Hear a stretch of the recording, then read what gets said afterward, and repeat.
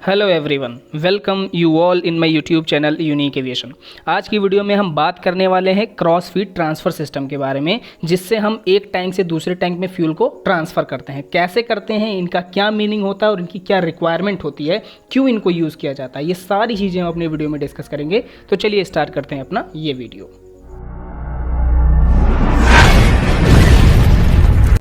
First of all thank you everyone. We all know aviation need support. मैं अपना कर रहा हूँ, आप अपना करिए। प्लीज़ वीडियो को एंड तक देखिए, लाइक करिए, शेयर करिए और सब्सक्राइब करिए।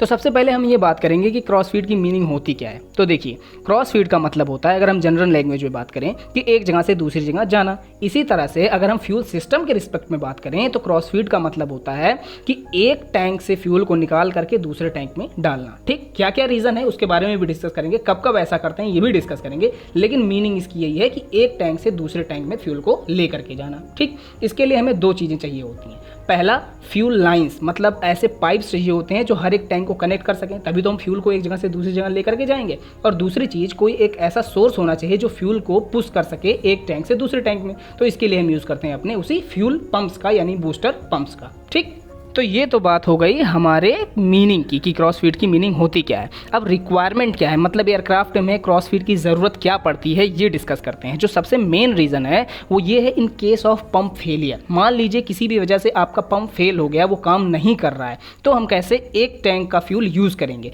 उसके लिए हम यूज़ करते हैं क्रॉस फीड। हम क्या करते हैं, क्रॉस फीड को ऑन कर देते हैं और पहले वाले टैंक का, यानी जिसका पंप फेल हो गया है, उसका फ्यूल दूसरे टैंक में धीरे धीरे ट्रांसफ़र होता रहता है और वहाँ से हम फ्यूल को यूज़ करते रहते हैं। ठीक, ये पहला रीज़न। दूसरा रीज़न, मान लीजिए आप फ्यूलिंग कर रहे हैं एयरक्राफ्ट का, और फ्यूलिंग करते वक्त एक टैंक में ज़्यादा फ्यूल हो गया, तो उस टाइम आप क्या करेंगे, एक टैंक के बूस्टर पंप को बंद कर देंगे और दूसरे टैंक का क्रॉस फीड ऑन करके उसका बूस्टर पंप ऑन कर देंगे। तो इससे क्या होगा, दोनों ही टैंक्स में इक्वल अमाउंट ऑफ फ्यूल हो जाएगा। ठीक, तीसरा रीज़न, कभी कभी क्या होता है, जब हम फ्लाइट कर रहे होते हैं, यानी फ्लाई कर रहे होते हैं, उस टाइम पर एक टैंक में ज़्यादा फ्यूल कंज्यूम हो जाता है एज़ कम्पेयर टू अदर। ठीक, इसके बहुत ढेर सारे रीज़न हो सकते हैं। पहला रीज़न, एरोडायनेमिक फोर्सेस। हो सकता है एक विंग पर या एक इंजन पर ज़्यादा एरोडायनेमिक फोर्स लग रहा हो।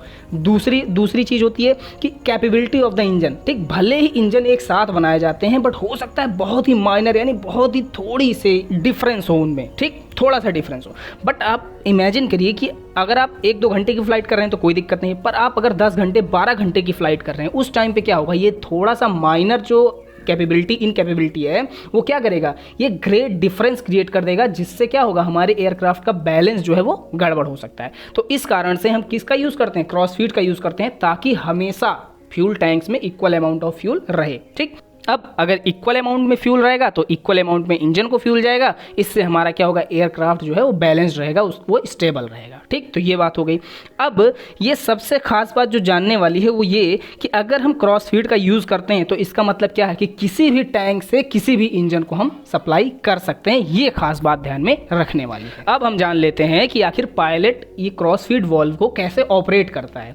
तो वो क्या करता है, जिस भी टैंक में ज़्यादा फ्यूल उसको दिखाई देता है, क्योंकि हमारे डिस्प्ले पे तो ये होता रहता है कि किस टैंक में कितना फ्यूल है। तो जिस टैंक में ज़्यादा फ्यूल होता है, उसके क्रॉस फीड वाल्व को वो खोल करके किसकी तरफ कर देता है, जिसमें कम फ्यूल है। ठीक, बस इतना ही करना होता है उसके बाद क्या होता है, उसमें बूस्ट पंप तो चलता ही रहता है। वो बूस्ट पंप क्या करता है, वहाँ से, यानी जिसमें ज़्यादा फ्यूल है, वहाँ से फ्यूल निकाल करके कहाँ पहुँचा देता है, जिसमें कम फ्यूल है। और अब क्योंकि पायलट को दिख रहा है डिस्प्ले पर कि किस में कितना फ्यूल है, तो वो देखता रहता है, और जैसे ही सेम अमाउंट ऑफ फ्यूल दोनों ही टैंक्स में हो जाता है, वो क्रॉस फीड को बंद कर देता है। तो ये होता है तरीका क्रॉस फीड को ऑपरेट करने का। ठीक, अब एक बड़ा इंपॉर्टेंट क्वेश्चन आजकल चल रहा है कि क्रॉस फीड वाल्व का नॉर्मल पोजीशन क्या होता है, ओपन या क्लोज। ठीक, तो इतने ढेर सारे डिस्कशन के बाद एटलीस्ट आपको ये तो क्लियर ही हो गया होगा कि हम क्रॉस फीड का यूज़ किस लिए करते हैं।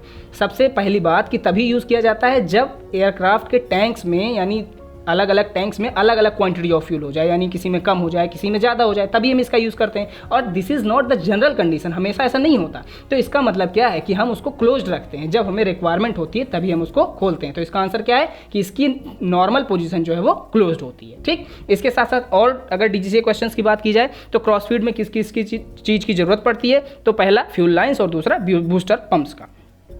इसके साथ इसका क्या रीज़न है यूज़ करने का, तो पहला, in case of pump failure हम सर्वाइव कर सकते हैं। दूसरा, एक जगह से दूसरी जगह आसानी से फ्यूल को ट्रांसफ़र किया जा सकता है।